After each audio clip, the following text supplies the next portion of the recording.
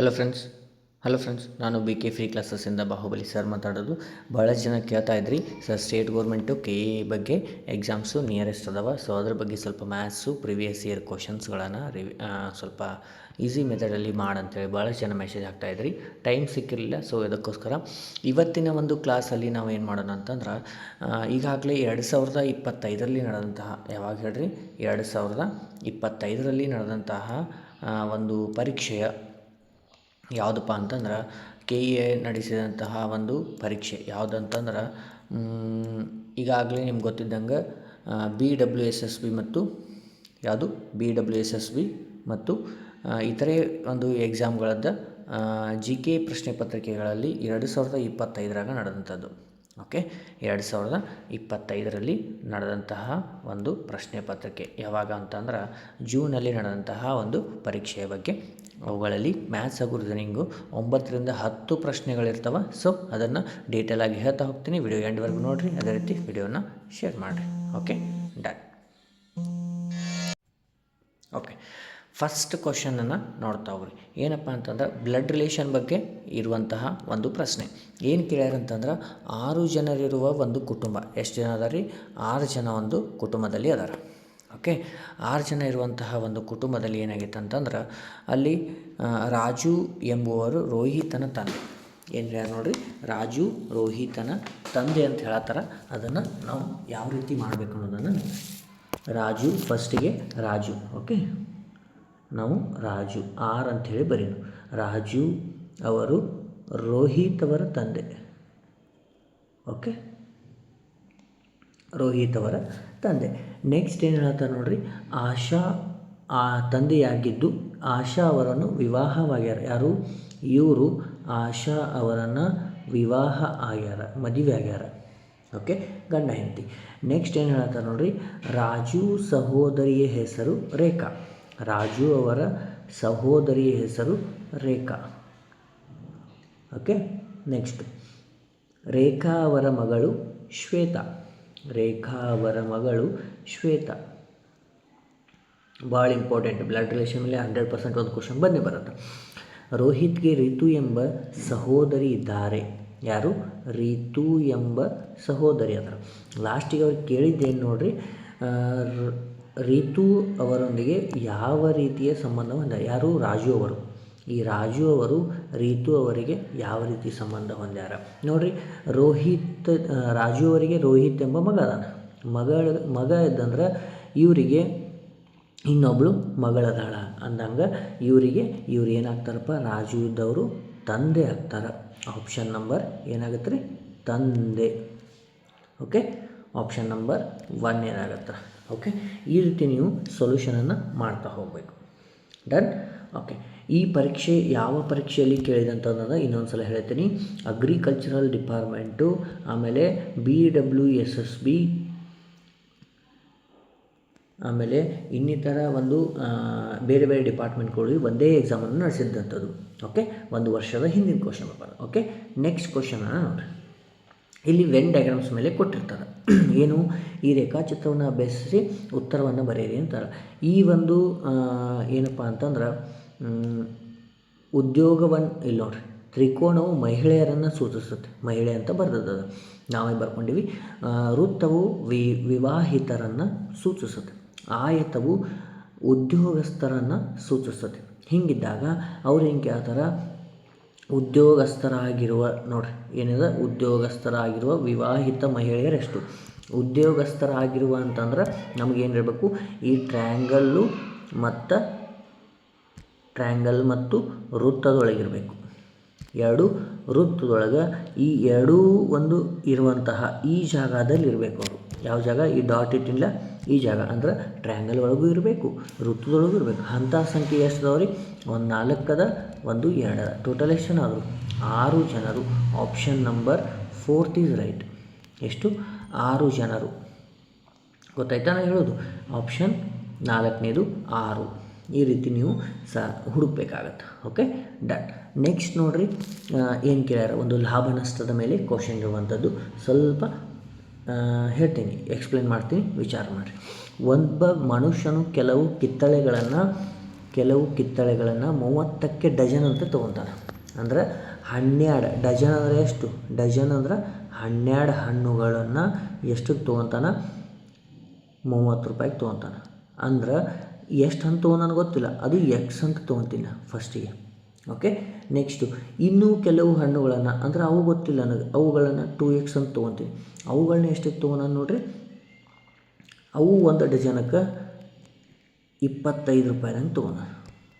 ಹಂಗಾದ್ರೆ ಆ ಎಲ್ಲ ಹಣ್ಣುಗಳನ್ನು ಟೋಟಲ್ ಹಣ್ಣುಗಳನ್ನು ಏನು ಮಾಡ್ಯಾನ 32 ರೂಪಾಯಿಗೆ ಡಜನ್ದಾಗ ಮಾಡಿದರೆ 270 ರೂಪಾಯಿ ಲಾಭ ಬಂದತ್ತಂದ್ರೆ ಆ ಹಣ್ಣುಗಳ ಸಂಖ್ಯೆಯನ್ನು ಕಂಡುಹಿಡೀರಿ ಅಂತ ಹೇಳ. ಫಸ್ಟಿಗೆ ನನಗೆ ಕಾಸ್ಟ್ ಪ್ರೈಸನ್ನು ನೋಡಿರಿ. Cost price is equal to ಏನಾಗತ್ತಂತಂದ್ರೆ, ಈಗ 30 ಹಣ್ಣುಗಳನ್ನು 30 ರೂಪಾಯಿಗೆ ಎಷ್ಟು ಹಣ್ಣು ತೊಗೊಳೋಣ ಗೊತ್ತಿಲ್ಲ, ಎಕ್ಸು ಪ್ಲಸ್ ಅದೇ 25 ಇನ್ನೊಂದು ರೀತಿಯ ಹಣ್ಣುಗಳನ್ನು ಅವುಗಳನ್ನ ತೊಗೊಳೋಣ, ಅವು ಎಷ್ಟದಾವು ನನಗೆ ಗೊತ್ತಿಲ್ಲ, ಎಕ್ಸು. ಓಕೆ, ಹಾಗಾದರೆ ಇವುಗಳ ಟೋಟಲ್ ಎಷ್ಟಾಯಿತು? 55. ಹೌದಾ? 55 ಎಕ್ಸ್. Okay, done. ಈಗಿದ್ದಾಗ ಈಕ್ವಲ್ ಟು 55 ಎಕ್ಸ್. ಯಾಕಂದ್ರೆ ಈಗ 55 ಎಕ್ಸ್ ಅಂತಂದ್ರೆ ಹೆಂಗಂತಂದ್ರೆ ಈ 30 ಮತ್ತು ಎಷ್ಟು ಕೊಟ್ಟ ನಾವು 30 ರೂಪಾಯಿ ಮತ್ತು 25 ರೂಪಾಯಿ ಅಂದರೆ ಟೋಟಲ್ 55. ಡನ್. ಈಗ ನನಗೆ ಟೋಟಲ್ ಕಾಸ್ಟ್ ಪ್ರೈಸ್ ಅಂತಂದ್ರೆ ಟೋಟಲ್ ಸೆಲ್ಲಿಂಗ್ ಪ್ರೈಸ್ ಅಂದ್ರೆ ಮಾರಿದ ಬೆಲೆ ನನಗೆ ಗೊತ್ತಿಲ್ಲ. ಅವುಗಳನ್ನ ಏನು ಮಾಡ್ಯಾನ ಹೇಳ್ರಿ, 32 ರೂಪಾಯಿದಂಗೆ ಅವು ಎಲ್ಲ ರೀತಿಯ ಹಣ್ಣುಗಳನ್ನು ಮಾರ್ಯಾನ. ಈ ಎಕ್ಸು 2x ಆತ. ಓಕೆ, ಎಲ್ಲ ಹಣ್ಣುಗಳನ್ನು ಮಾರ್ಯಾನ ಎಷ್ಟಕ್ಕೆ? 2x. ಎಷ್ಟಕ್ಕೆ? 2x ಹಣ್ಣುಗಳನ್ನು 32 ಮಾರ್ಯಾನ. ಇದು ಟೋಟಲ್ ಎಷ್ಟಾಯಿತು? 64 ಎಕ್ಸ್ ಆಯಿತು. ಓಕೆ, ಇದು ಮಲ್ಟಿಫಿಕೇಷನ್ ಮಾಡಿ ಎಷ್ಟಾಯಿತು? 64 ಎಕ್ಸ್ ಆಯಿತು. Okay, done. ಈಗ ನನಗೇನದ ಪ್ರಾಫಿಟ್, ಲಾಭವನ್ನು ಕಂಡುಹಿಡಿರಿ. Profit P is equal to ಏನದ? Selling price minus cost price. ಈಗ ಪ್ರಾಫಿಟ್ ಎಷ್ಟಾಗೈತೆ ನನಗೆ? 270 ಆಗೈತಿ. ಅಂದ್ರೆ ಸೆಲ್ಲಿಂಗ್ ಪ್ರೈಸ್ ಎಷ್ಟದ? 64 x minus cost price 55 x. ಮುಗೀತಾ? ಡನ್. ನೆಕ್ಸ್ಟು ಈ ಕಡೆ ಎಷ್ಟಾಯಿತು? 64ರ 55 ಹೋದ್ರೆ 9 x is equal to 270. Simplify. 9 1 9 3 27 1 0 ಅಂದರೆ ಎಕ್ಸ್ ಈಸ್ ಈಕ್ವಲ್ ಟು 30. ಅಲ್ಲಿರುವಂತಹ ಒಟ್ಟು ಹಣ್ಣುಗಳು ಎಷ್ಟದು? ಎಕ್ಸ್ ಅಂತಂದ್ರೆ 30 ಆಯಿತು. ಹೌದಾ? 30 ಡಜನ್ ಅಂತಂದಾಗ. ಆದ್ರೆ ನನಗೇನು ಬೇಕಾಗೈತಿ? ಎಲ್ಲ 2 ರೀತಿ ಹಣ್ಣು ಅಂದರೆ ಎಷ್ಟು? 2x ಅಂತಂದ್ರೆ 2 × 30 ಅಂತಂದ್ರೆ ಎಷ್ಟಾಯಿತು? 60 ಡಜನ್ಗಳು. ಎಷ್ಟು? 60 ಡಜನ್ಗಳು. ಎಷ್ಟನೇ ಆಪ್ಷನ್ ಅದ? 1ನೇ ಆಪ್ಷನ್ ಅದ ನೋಡಿರಿ. ಹೌದಾ? ಗೊತ್ತಾಯಿತು? ಇದು ನಮ್ಮದು ಸರಿಯಾದ ಉತ್ತರ. ಈ ರೀತಿ ನೀವು ಸೊಲ್ಯೂಷನನ್ನು ಮಾಡಬೇಕು. ನೆಕ್ಸ್ಟ್ ಕ್ವಶನನ್ನು ನೋಡಿರಿ. ನಗರದ ಮೆಟ್ರೋ ಪ್ರಯಾಣವು ದರವು ನಿಗದಿತ ದರ ಪ್ರಯಾಣದ ನಿಗದಿಪಡಿಸಿದ ದೂರವನ್ನು ಒಳಗೊಂಡಿರುತ್ತದೆ. 5 ಕಿಲೋಮೀಟರ್ ಪ್ರಯಾಣಕ್ಕೆ ನೋಡಿರಿ, 5 ಕಿಲೋಮೀಟರ್ ಪ್ರಯಾಣಕ್ಕೆ ಎಷ್ಟದ? 70.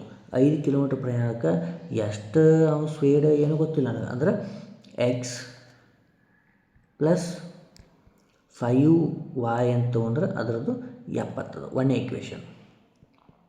ಓಕೆ, ಎರಡನೇದ 8 ಕಿಲೋಮೀಟರ್ ಅಂದರೆ 8y ಈಕ್ವಲ್ ಟು ಎಷ್ಟದ ರೀ? 106 ಅದ. ಇದು ಎಷ್ಟದ ನನಗೆ ಗೊತ್ತಿಲ್ಲ. ಹೌದಾ? ಇದು ಎರಡನೇ ಈಕ್ವೇಷನ್.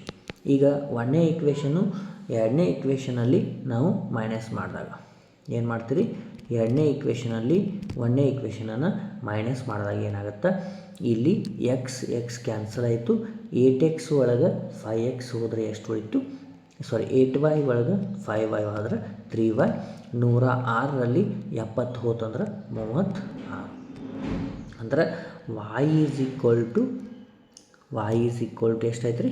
36 ಡಿವೈಡೆಡ್ ಬೈ 3 ಅಂತಂದ್ರೆ y ಈಸ್ ಈಕ್ವಲ್ ಟು 12 ಬಂತು. ಹೌದಾ? y ಈಕ್ವಲ್ ಟು 12 ಬಂತಂದ್ರೆ ಈಗ ಯಾವುದೋ ಒಂದು ಈಕ್ವೇಷನ್ ಒಳಗೆ ಈ y ವ್ಯಾಲ್ಯೂವನ್ನು ನಾವು ಹಾಕಬೇಕು. ನಾ ಯಾವ ವ್ಯಾಲ್ಯೂ ಹಾಕ್ತೀನಿ? y ವ್ಯಾಲ್ಯೂವನ್ನು ಹಾಕ್ತೀನಿ. ಒಂದನೇ ಈಕ್ವೇಷನ್ ಒಳಗೆ ಏನದ? x plus 5y is equal to 70. ಅಂತಂದ್ರೆ ಎಕ್ಸ್ ಪ್ಲಸ್ 5 y = 12 ಅದ = 70. ಅಂದರೆ ಇದು 60 ಆಯಿತು. ಇದನ್ನ ಆ ಕಡೆ ಕಳ್ಸ್ಕೊಂಬಿಡ್ರಿ, ಮೈನಸ್ ಆಗುತ್ತೆ. ಎಕ್ಸ್ = 70 - 60 ಅಂತಂದರೆ ಎಷ್ಟು ಬಂತು? 10 ಬಂತು. ಹೌದಾ? 10 ಬಂತಂದ್ರೆ ನಮಗೆ ಇಲ್ಲಿ ಟೋಟಲ್ ಎಷ್ಟು ಕಿಲೋಮೀಟ್ರ್ ಅಂತಂದಾಗ ನಮಗೆ ಟೋಟಲ್ ಎಷ್ಟು ಕಿಲೋಮೀಟ್ರ್ ಆಗುತ್ತೆ ರೀ? 2x ಅಂತಂದ್ರೆ 12 24 ಎಷ್ಟಾಯಿತು ಇಲ್ಲಿ? 10 ಅಂತಂದ್ರೆ 10 ಇಲ್ಲಿದೆ ನೋಡಿರಿ, 20 ಕಿಲೋಮೀಟ್ರ್ ದೂರವನ್ನು ಪ್ರಯಾಣಿಸಲು. ಒಟ್ಟು ನನಗೆ ಎಷ್ಟು ಅದ ರೀ? 20 ಕಿಲೋಮೀಟ್ರ್ ಅದ. ಓಕೆ, 20 ಕಿಲೋಮೀಟ್ರ್ ಅಂದಾಗ ಎಕ್ಸ್ ಪ್ಲಸ್ 20y ಅಂದಾಗ ಎಕ್ಸ್ = 10 ಬಂತು. 20 × 12 ಅಂದ್ರೆ 10 + 12 24, 240 + 10 ಅಂತಂದ್ರೆ 250 ನಮ್ಮದು ಫೈನಲ್ ಆನ್ಸರ್. ಆಪ್ಷನ್ ನಂಬರ್ 3ನೇದು. ಓಕೆ, ಅರ್ಥ ಆಯಿತು. ಈ ರೀತಿ ನೀವು ಒಟ್ಟು ಪ್ರಯಾಣದ ದೂರವನ್ನು ಕಂಡುಹಿಡಿಬೇಕಂತಂದ್ರೆ ಈ ರೀತಿ ದರವನ್ನು, ಎಷ್ಟು ಒಟ್ಟು ಪ್ರಯಾಣದ ದರ ಎಷ್ಟಾಯಿತು? ಟೋಟಲು 250 ರೂಪಾಯಿಗಳು. ಡನ್. ಓಕೆ, ನೆಕ್ಸ್ಟ್ ನೋಡಿರಿ, ಇದು ಒಂದು ಕೋಡಿಂಗ್ ಡಿಕೋಡಿಂಗ್ ಮೇಲೆ ಕೊಟ್ಟಂಥದ್ದು. ಏನಂತ ಬರ್ದಾರಪ್ಪ ಅಂತಂದ್ರೆ LUCKY ಲಕ್ಕಿ ಎಂಬ ಪದವನ್ನು ಏನಂತ ಬರ್ದಾರ? NSEIA ಅಂತ ಬರ್ದಾರ. ಇಲ್ಲಿ ಏನು ಪ್ರೊಸೆಸ್ ಮಾಡಿದ್ದಾರೆ ಅಂತಂದ್ರೆ, ಇಲ್ಲಿ ಕೆಳಗಡೆ ಮೇಲುಗಡೆಯಿಂದ ನಾವು ಕಂಪೇರ್ ಮಾಡಿದಾಗ ಇಲ್ಲಿ +2 ಮಾಡ್ಯಾರ, ಇಲ್ಲಿ -2, ಮತ್ತೆ +2, ಮತ್ತೆ -2, ಮತ್ತೆ +2. ಅದೇ ರೀತಿ ನಾವು ಹ್ಯಾಪಿ ಎಂಬ ಪದವನ್ನು ಅದೇ ರೀತಿ ನಾವು ಮಾಡ್ಕೊತ ಹೋದ್ರೆ ಏನು ಬರ್ತದೆ ಅಂತಂದ್ರೆ H+2 ಅಂತಂದ್ರೆ ಜೆ ಎಲ್ಲದ್ರಾಗದ ಇರಲಿ. ಲಾಸ್ಟ್ ಒಂದು ಚೆಕ್ ಮಾಡ್ಕೊಂಡ್ಬಿಡ್ರಿ, ಏನು? +2 y +2 ಅಂದರೆ ಜಡ್ ಆದಮೇಲೆ ಯಾವುದು? ಎ. ಅಂದ್ರೆ ಫಸ್ಟಿಗೆ ಜಡ್ಡು, ಲಾಸ್ಟಿಗೆ ಎ ಇರುವಂಥದ್ದು ಯಾವುದದ? 1ನೇ ಆಪ್ಷನ್ ಅದ. ನಡುವಿನೂ ಮಾಡುವಂತಹ ಅವಶ್ಯಕತೆ ಇಲ್ಲ. Okay, done. ಇದು ನಮ್ಮದು ಫೈನಲ್ ಆನ್ಸರ್. ನೆಕ್ಸ್ಟ್ ಕ್ವಶನನ್ನು ನೋಡಿರಿ, 8ನೇ ಕ್ವಶನು. ಒಂದು ತ್ರಿಭುಜದ ಅವುಗಳ ಕೋನಗಳ ಅನುಪಾತವನ್ನು ಕೊಟ್ಟಾರೆ. ಈಗ ನಮ್ಮದೊಂದು ತ್ರಿಭುಜ ಅದ ಅಂತಂದ್ರೆ 3 ಕೋನಗಳ ಮೊತ್ತ ಎಷ್ಟು ಅದ ರೀ? 180 ಡಿಗ್ರಿ. ಇದು ಗೊತ್ತಿರಬೇಕು. ಓಕೆ, ಇದನ್ನ ಇಟ್ಕೊಂಡು ನಾವು ಈಗ 3x + 2x + 7x = 180 degree. Okay, ಈಗ ಟೋಟಲ್ ಎಕ್ಸ್ಗಳು ಎಷ್ಟಾಯಿತು? 12x = 180. ಎಕ್ಸ್ ಎಷ್ಟು ಬರುತ್ತೆ? 12 × 1 = 12, 12 × 5 = 60. ಅಂದರೆ ಎಕ್ಸ್ = 15 ಡಿಗ್ರಿ ಬಂತು. ಅವ್ರು ಕೇಳಿದ್ದೇನು? ಆ ತ್ರಿಭುಜಗಳು ಯಾವ್ಯಾವು ಅಂತ ಕೇಳತ್ತಾರಂತಂದ್ರೆ, ಈ 3x ಅಂತಂದ್ರೆ ಎಕ್ಸ್ = 15. 15 ಮೂರಲೆ ಎಷ್ಟು? 45. 1ನೇದು 45. ಆಪ್ಷನ್ ನಂಬರ್ 1ನೇದು ನಮ್ಮದು ಫೈನಲ್ ಆನ್ಸರ್. ಇದಕ್ಕೆ 15 30 ಡಿಗ್ರಿ. ನೆಕ್ಸ್ಟು 7x ಅಂದ್ರೆ 15 105 ಡಿಗ್ರಿ. ಆ 3 ಕೋನಗಳ ಎಷ್ಟು ಡಿಗ್ರಿ ಅದಾವ ಅಂತಂದ್ರೆ ಇದು ನಮ್ಮದು ಆನ್ಸರ್. Okay, done.